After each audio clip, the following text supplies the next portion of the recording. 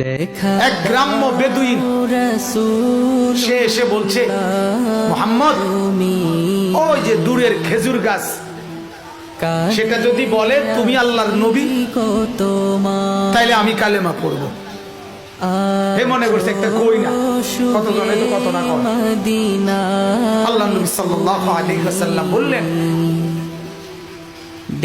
যে খেজুরের গাছটা ওইখানে থাইকা সাক্ষী দিত না এখানে আইসা সাক্ষী দিত। ওই লোক অবাক হয়ে গেল, বললো, আয় মুহাম্মদ, কি বলতেছ? তো আল্লাহ নবী বলেন, তুমি গিয়ে বলো, আইয়াতুহান নাখলা ইন্না মুহাম্মাদান ইয়াদউকা, হে খেজুরের গাছ, মুহাম্মদ তোমাকে ডাকতেছে, তুমি গিয়ে কও।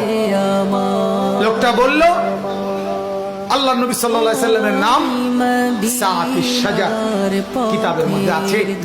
মানুষের বাচ্চা যেভাবে হাঁটে, খেজুরের গাছ এভাবে হাঁটা আল্লাহ নবীর সামনে